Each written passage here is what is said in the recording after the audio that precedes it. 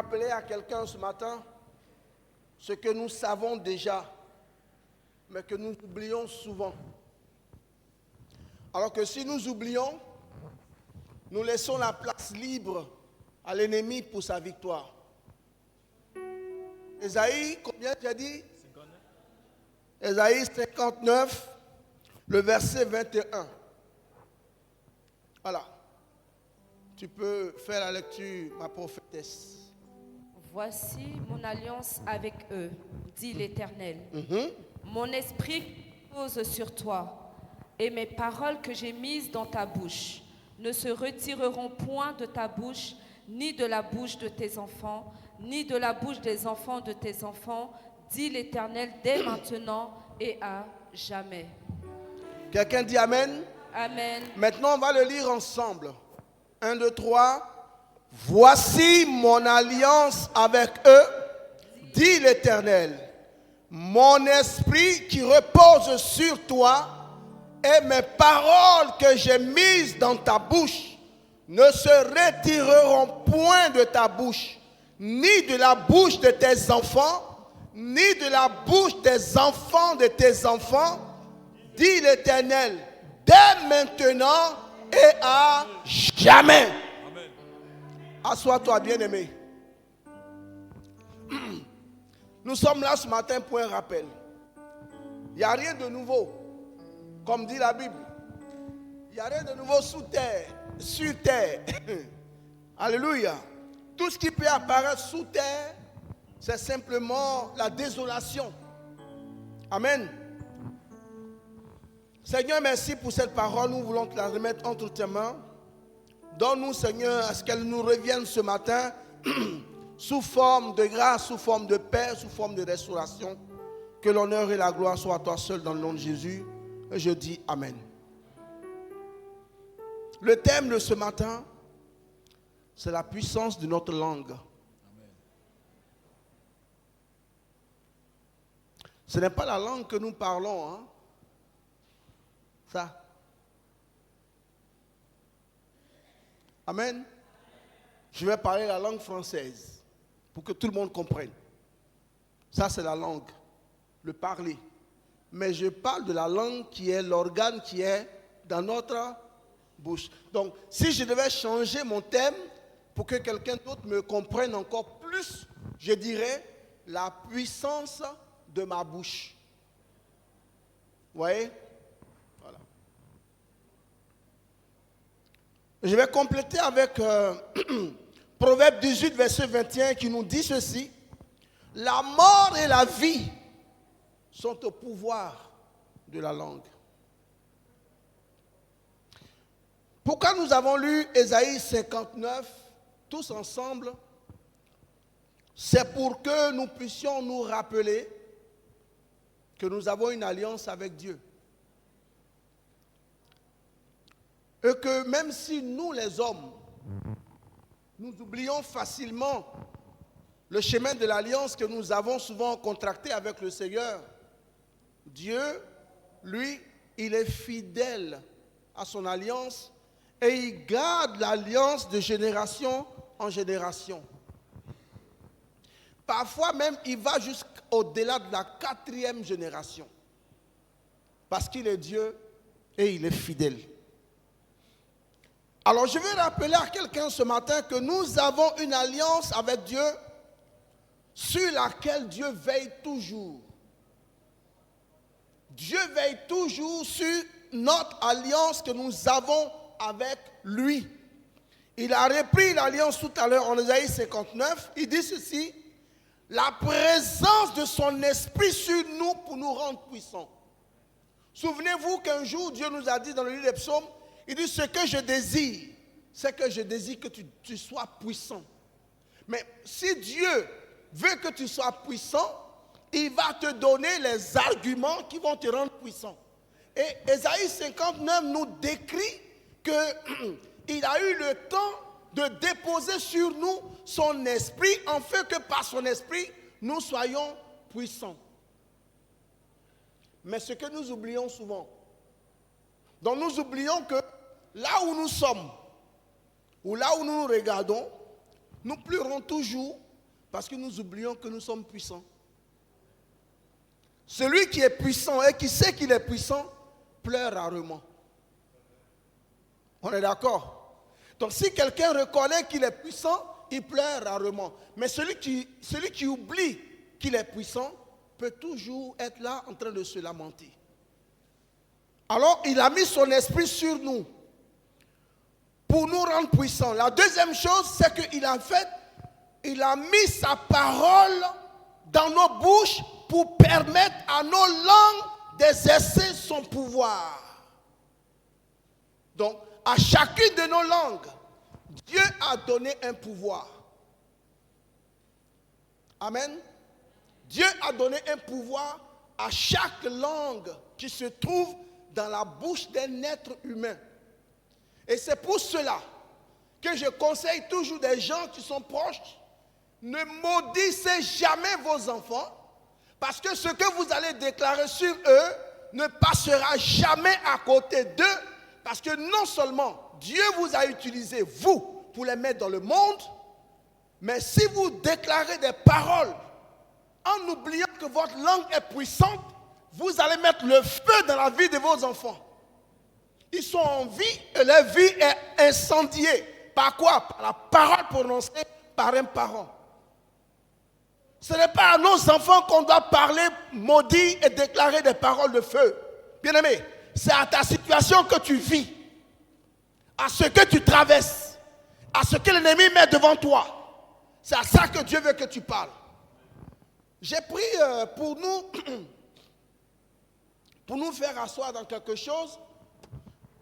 J'ai remédité, j'ai revu le passage de notre 31 décembre, où nous avons parlé sur Marc chapitre 11. Arrivé au verset 14 de Marc chapitre 11, la Bible dit que Jésus a repris la parole et il a dit au figuier, plus personne ne mangera de ton fruit. C'est ce qu'on a dit. J'ai essayé d'aller un peu regarder dans la version d'Arby. J'ai la même parole dans la version d'Arby. La version d'Arby m'a ouvert une fenêtre. Et la fenêtre qui m'a été ouverte, c'est que, en regardant la même version, dans la même parole dans la version d'Arby, je me suis rendu compte que dans la version d'Arby, Jésus n'était pas en train de faire un monologue. Jésus ne parlait pas tout seul. Mais Jésus parlait avec quelqu'un. La version d'Arby me dit ceci. J'ai retenu pour nous ici, version d'Arby. Marc chapitre 11, verset 14, il dit, désormais, Jésus lui répondit en disant, Jésus répondant et lui dit que désormais personne ne mange de ton fruit. D'abord, quand j'ai entendu que Jésus a répondu au figuier, ça m'a un peu fait tilt. Je suis allé passer la version d'arbitre, la version anglaise transformée.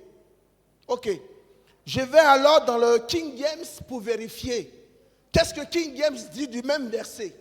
Alors King James dit ceci. Jésus a répondu au figuier. Donc, on ne dit pas que Jésus est en train de répondre à quelqu'un. On dit Jésus a répondu au figuier.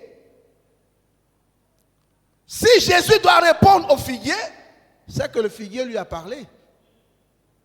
On est d'accord? On ne répond pas à quelqu'un qui ne t'a pas parlé.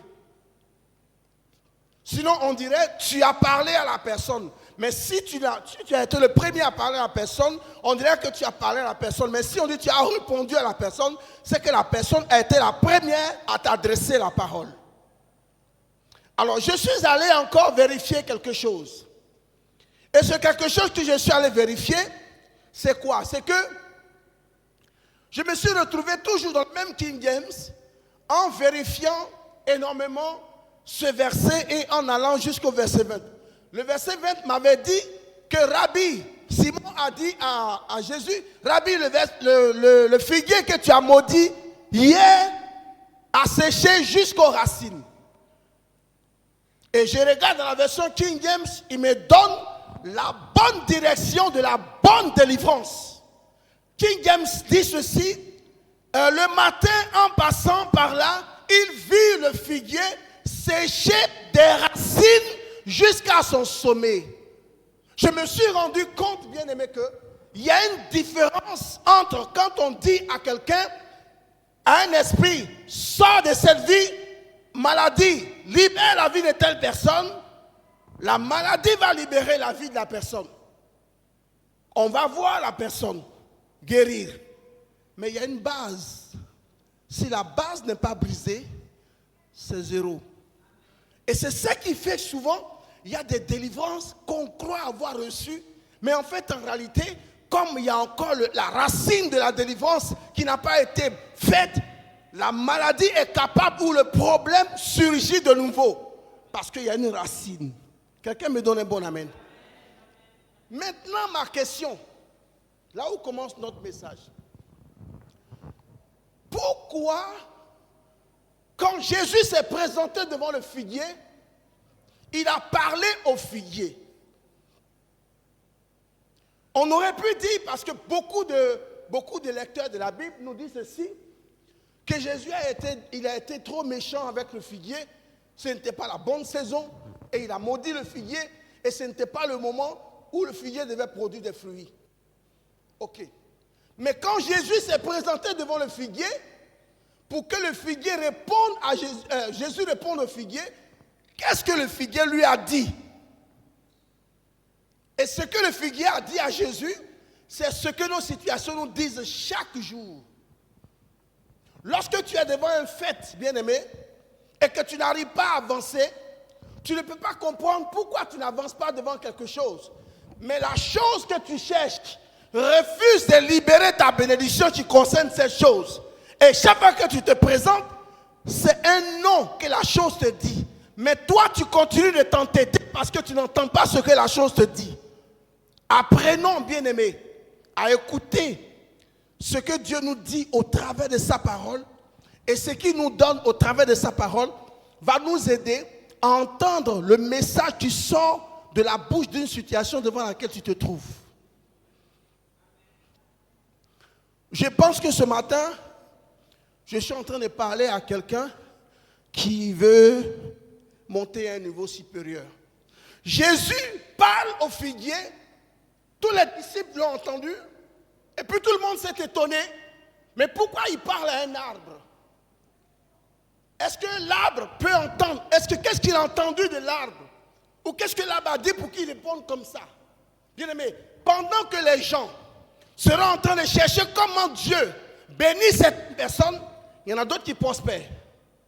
Ceux qui comprennent le langage de la vie, bien aimé, prospèrent. Mais ceux qui ne comprennent pas le langage de la vie restent toujours au même endroit.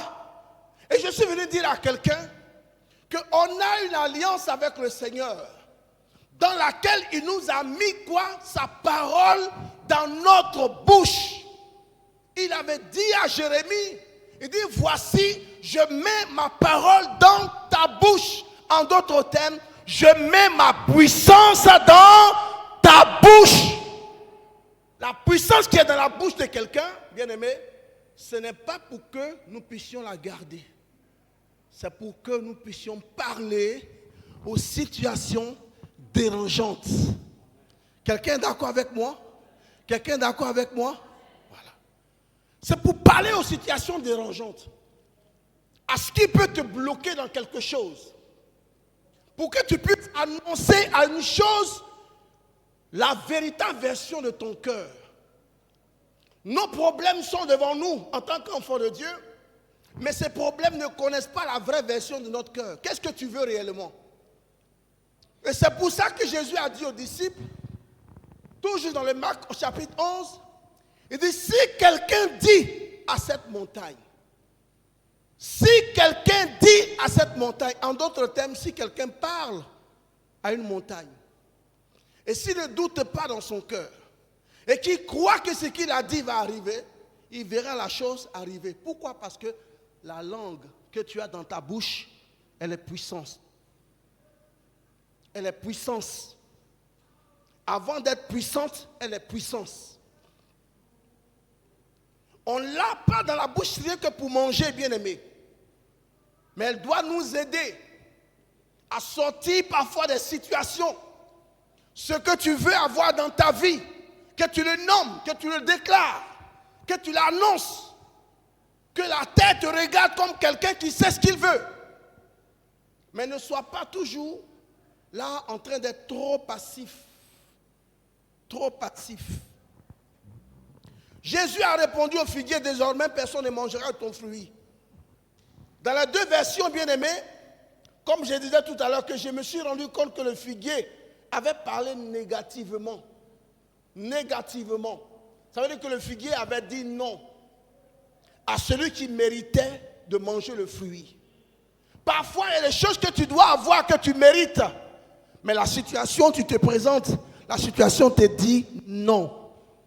Malgré que tu mérites, la situation dit non. Malgré que toi, tu es dans les conditions, la situation dit non.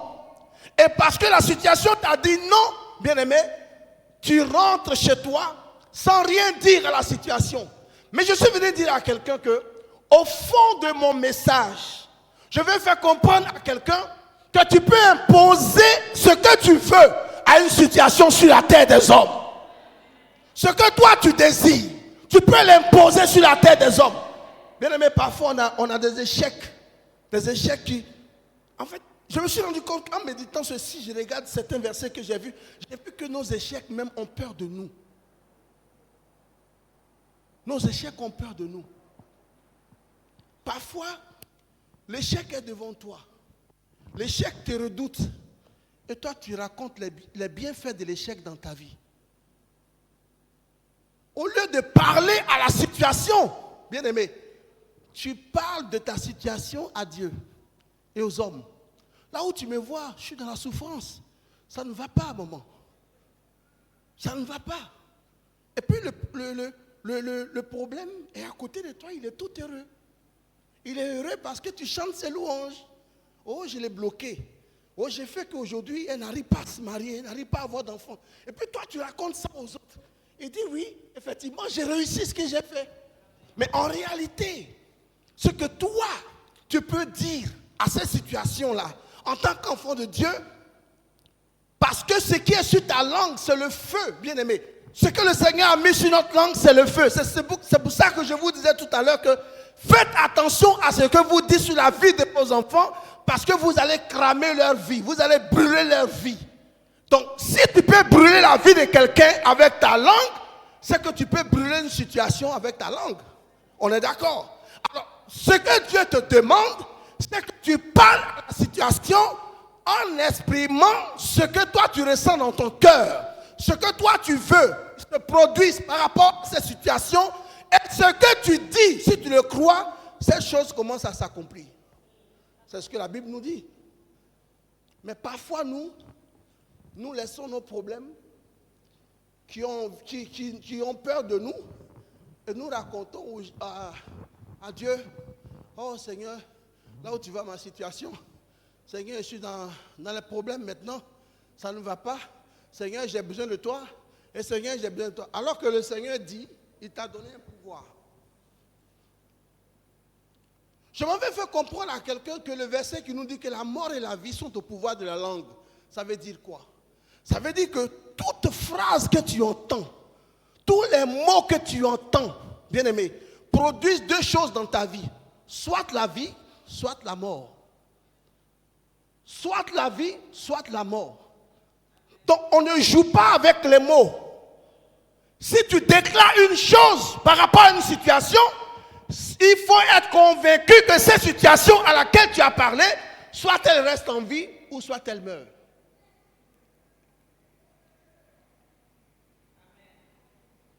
Regarde quelqu'un à côté de toi, dis, il y a le feu dans ta bouche. Non, change de voisin, je vois qu'il n'y a pas assez d'onction. Change de voisin.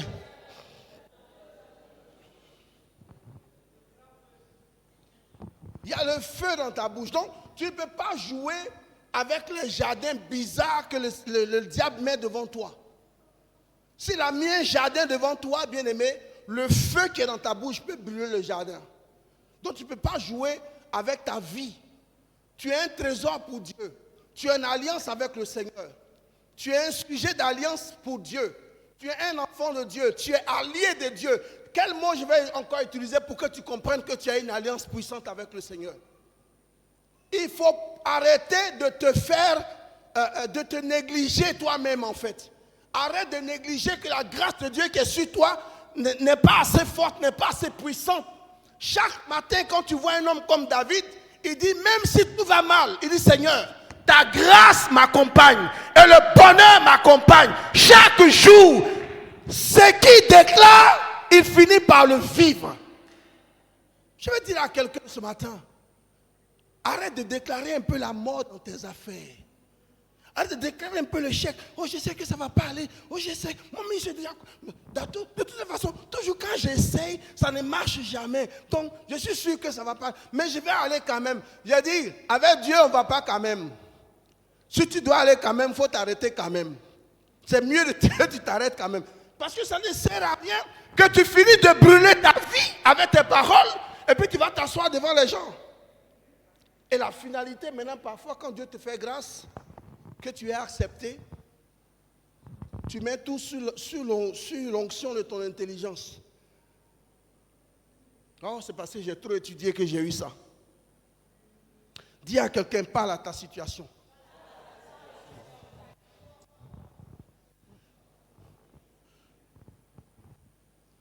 Je me suis rendu compte de quelque chose. On ne peut pas parler à quelqu'un qui est sourd. Si Jésus avait parlé à cet arbre-là, c'est que l'arbre avait des oreilles pour entendre. Et je vais donner une révélation à quelqu'un. Si on envoie un problème dans ta vie, pour envoyer quelqu'un, il faut lui confier une chose, une mission. On confie la mission, c'est que la personne doit entendre ce qu'on lui demande de faire. Donc si on a envoyé un problème dans ta vie, même si le problème a été envoyé par quelqu'un, il a des oreilles pour entendre. Non, je n'ai pas entendu ton amen. Il a des oreilles pour entendre, c'est pour ça qu'il a entendu quand on lui a dit, va à telle adresse, va dans tel pays, va dans tel village. S'il n'entendait pas, il n'allait pas entendre, il n'allait pas voir où il devait réellement se trouver. S'il a pu trouver ton adresse, s'il a pu trouver ta personne, c'est qu'il a entendu, il a bien reçu la mission qu'on lui a confiée. Donc je comprends par là que Jésus me dit que quelle que soit la situation qui est devant moi, je dois faire connaître à cette situation ce que moi je veux. En fait, ce n'est pas seulement ce que je veux, mais ce que je veux qui doit s'accomplir. Donc je déclare des paroles sur ce que je dis, et puis ce que je dis, je dois croire en ce que j'ai dit. Ce n'est pas parce que je t'ai dit de parler aux situations. Tu vas t'asseoir à la maison, oh, le pasteur vient de dire de parler aux situations. Hein. Tu parles, le matin tu es dans le feu. Seigneur, je brise, je détruis, j'arrose, je fais tout. Ça c'est le matin à 7h30. À 16h, oh, est-ce que c'est la main, ça va aller? C'est déjà mort. Le doute paralyse l'onction. Jésus a répondu, désormais personne ne mangera de ton fruit. Vous savez, il est important parfois de dire à ce qui vient dans ta vie comme un malheur, que je t'ai vu aujourd'hui de mes yeux, mais la décision que je prends par rapport à toi, je ne veux plus te voir revenir dans ma maison. Je ne veux plus te revoir. Vous savez, on est fatigué de chaque année on a enterré tel. Chaque année on a enterré tel. Chaque année on a enterré tel. Ok, même si ce sont des alliances qui parlent. Mais si les alliances parlent, il faut alors dialoguer avec l'alliance en tant qu'enfant de Dieu. Je parle aussi parce que je mérite de te parler. Tu as été mandaté, tu as été missionné pour attaquer ma vie. Toi, alliance qui parle contre moi. Mais je suis venu te dire à toi, alliance aussi, qu'à Golgotha, mon Dieu a bâti un autel. Et cet autel aussi me réclame. Si même tu me réclames par le sang de l'alliance de ma famille, moi, il y a un autre sang qui me réclame pour me bénir. Mais je dois parler, bien aimé, je dois parler. Je dis à quelqu'un, parle. Le combat de David et Goliath a commencé pas avec les armes, hein, avec les verbes. Avec les verbes. David descend dans l'arène et dit à Goliath, toi, tu viens contre moi avec la lance, le javelot. Mais moi, je viens contre toi au nom de l'Éternel des armées, le Dieu que tu as insulté au travers de ma vie. Vous savez que chaque fois que l'ennemi te bloque, c'est ton Dieu qui l'insulte. Chaque fois que l'ennemi te bloque dans quelque chose, c'est ton Dieu qui est en train d'insulter. Quel genre d'injure? Ton Dieu est incapable. Et c'est toi qui viens l'adorer pour dire, Seigneur, tu es capable, tu es puissant. Mais le diable te dit, le problème te dit que ton Dieu est incapable. Et tu l'entends, en fait, dans ton Dieu est incapable. Il ne fait pas trop de bruit, en fait. Tu pries, tu t'en vas à zéro. Tu pries, tu dis que tu as prié, tu as fait tout. Tu t'en vas zéro. Ça veut dire que ton Dieu est incapable. Que celui qui te bloque est plus fort que ton Dieu. Et pourtant, on dit que notre Dieu, il est souverain. Il est au-dessus de tout. Il a toute puissance. Il a tout pouvoir. Il accomplit tout. Il fait tout quand il veut, comme il veut. À quel moment il veut. Et pour qui il veut. Mais toi, tu ne fais pas partie de qui? Tu es aussi parmi les pour qui? Pourquoi il ne le fait pas? C'est que ton Dieu est en train d'être insulté par un problème. C'est comme Élisabeth qui dit, Dieu a enlevé mon opprobre. Pendant combien d'années Dieu a été insulté par l'esprit de stérilité, déposé dans la vie d'une femme qui voulait absolument avoir un enfant pour exister dans son couple. Ça là encore c'est mauvais, mais le diable l'a bloqué parce que dans son histoire, dans l'histoire de sa descendance, on ne peut pas avoir ci, on ne peut pas avoir ça. Donc c'est déjà écrit par rapport à ta descendance, ce n'est pas toi qui vas changer les choses. Mais là, ici, bien aimé, quand ça se passe ainsi, on a vu une autre personne qui s'est levée, qui est allée voir l'Éternel pour dire non, Seigneur, même si derrière, avant moi, tout était bloqué, ou avec toutes les personnes avec lesquelles je suis dans la même famille, tout est bloqué, tout est paralysé, Seigneur, moi je viens vers toi en ton nom. Elles sont peut-être venues vers toi en leur propre nom, mais moi je viens vers toi en ton nom. Et je parle à la situation. Je suis venu partager cette révélation ce matin à quelqu'un pour que toi et moi on arrête un peu de pleurer devant la situation morte. Pour que toi et moi on arrête un peu de nous inquiéter devant ce qui n'a peut-être pas de sens véritable, mais auquel nous devons donner un sens. Ta prière peut changer le cours des personnes, bien aimées, de la vie des personnes autour de toi. Tu es un instrument de Dieu. Parle à ta situation. Annonce ce que tu veux à ta situation. Sors un peu, bien aimé, de la tristesse. Tu te mets dans une tristesse spirituelle. Et puis chaque nuit, tu fais que pleurer, bien aimé, alors que tu as une langue qui est puissante dans ta vie. Dis avec moi, la mort et la vie sont au pouvoir de la langue. Donc, si la mort et la vie sont au pouvoir de la langue, ça veut dire quoi en fait? Qu'est-ce que ça veut dire? Donc, pour être terre à terre, si la langue dit, tu vas vivre, tu vas vivre. Donc, si la langue dit aussi que tu vas... Non, ce n'est pas Koufa. Si la langue dit quelque chose, ce que la langue a dit, tu vas le voir s'accomplir. Je m'en vais comprendre que parfois Dieu nous a donné, il a dépassé le degré de l'amour qu'il avait pour nous et il nous a fait tous les premiers prophètes de nos vies. Donc ce qui veut dire que si tu déclares quelque chose sur ta vie et si tu crois cette chose-là, si tu crois ce que tu as dit, la chose va arriver. Amen. Voilà. Donc, dis à quelqu'un encore, parle à tes problèmes. Je n'ai pas entendu. Ta voix n'est même pas arrivée jusqu'ici. Voilà. Comme je disais tout à l'heure, bien aimé, souvent on prend le temps de parler de nos problèmes à Dieu, dans nos prières. Oh Seigneur, toi-même tu vois ma vie. Tout le monde se moque de moi. Seigneur, je suis à tel niveau. Seigneur, je suis là, Seigneur, je suis là. Mais en fait, le Seigneur nous regarde. Et son seul grand désir, c'est qu'au lieu de lui parler à lui, tourne-toi vers la situation. Et parle à cette situation-là. Parle à cette situation avec la foi. J'ai entendu le témoignage d'une dame. Et son témoignage était tellement excellent. Tout était dans le témoignage. Après autant d'années de souffrance, d'une maladie qu'on avait dite incurable, elle récitait chaque fois la phrase de dire, Seigneur, tu as dit que par tes mains ici, je suis guéri. Ça, c'était le matin. À midi, quand elle recevait le coup de fil du docteur qui devait partir encore pour une autre opération, ce qu'elle a déclaré le matin mourait déjà dans son sac. Elle prend un grand sac en main, très rempli de tout ce qu'elle veut, les comprimés, tout est dedans, elle va avec.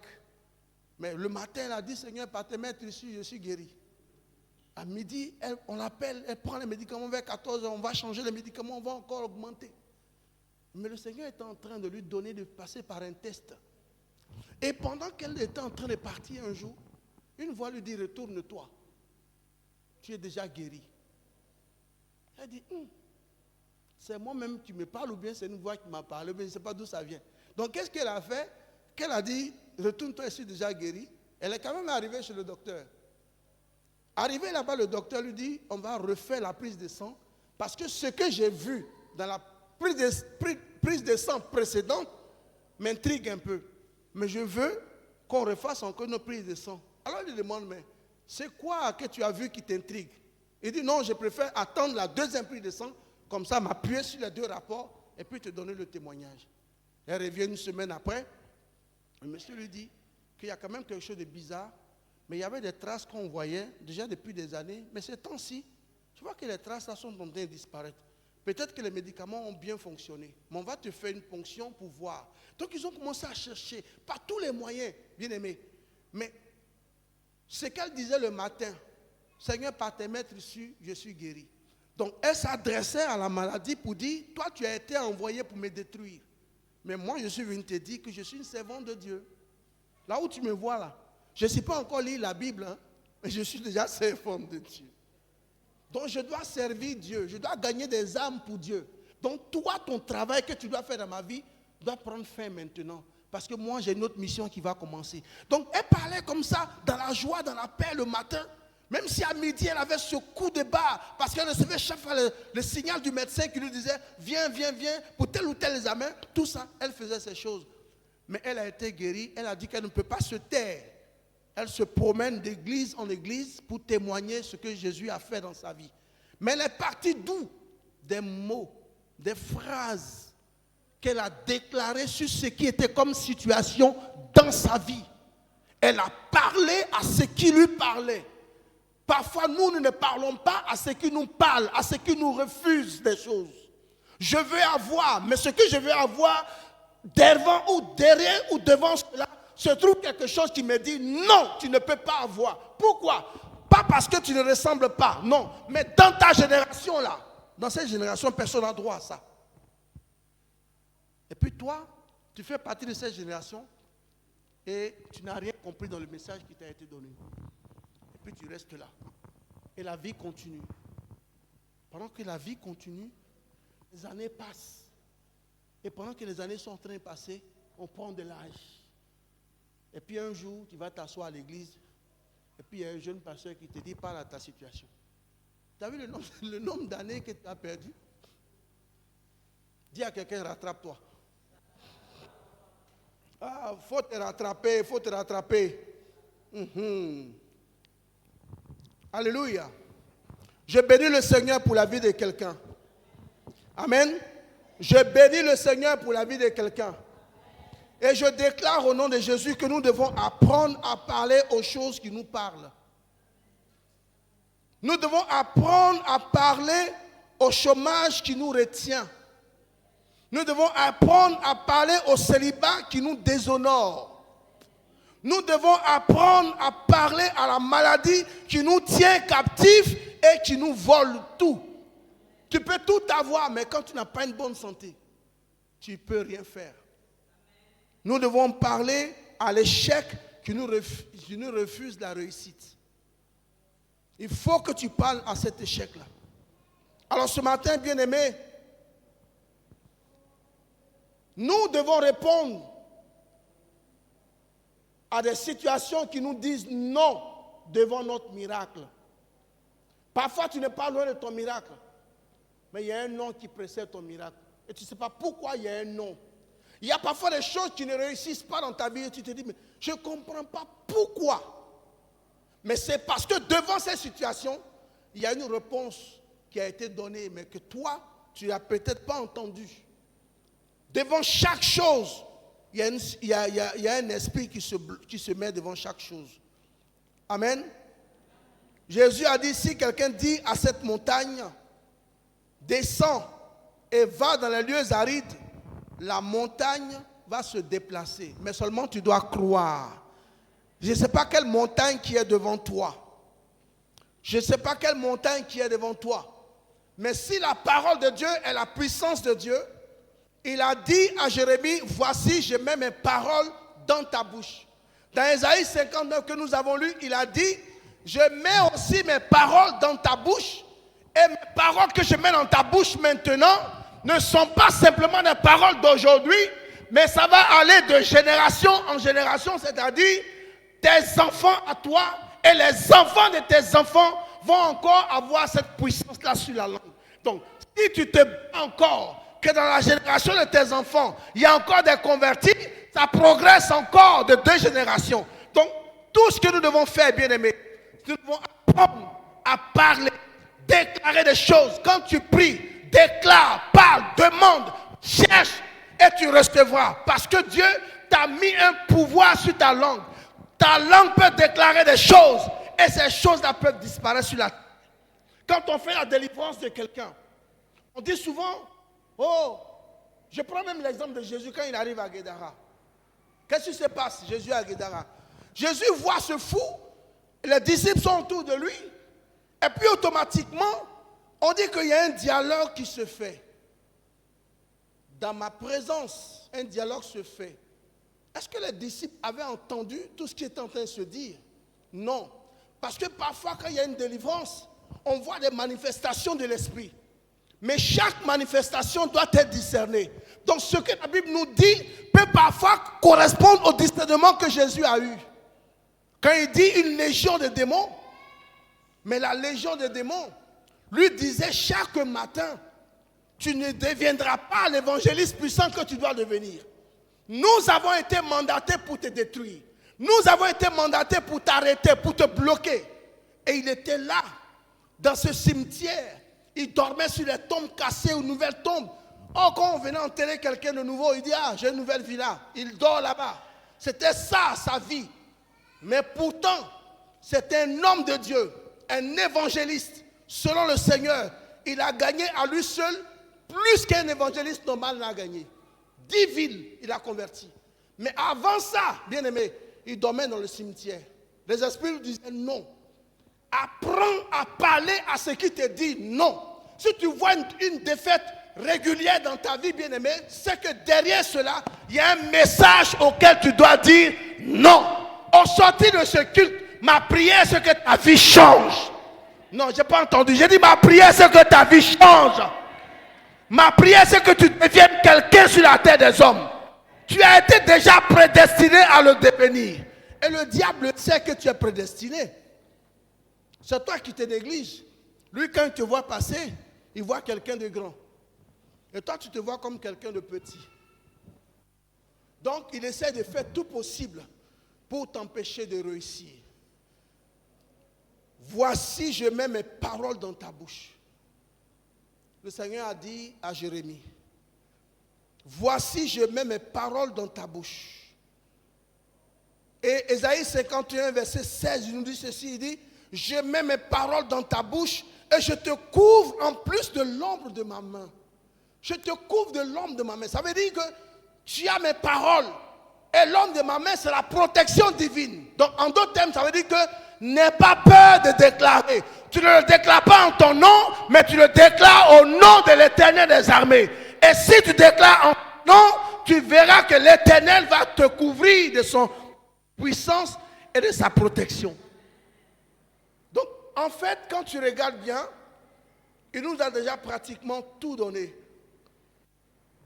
Ésaïe 51, 16, il dit, parce qu'il veut fonder une nouvelle terre. À partir de qui? C'est à partir de toi. Ce n'est pas à partir du ciel. La terre est déjà fondée. Qui va fonder une nouvelle terre? La nouvelle terre, c'est quoi? C'est que de nouvelles réussites, de nouvelles percées. Ah, j'ai pris ce matin que Dieu bénisse sa parole dans ta vie. J'ai pris que Dieu bénisse sa parole dans ta vie. J'ai pris qu'il te restaure totalement corps, âme et esprit.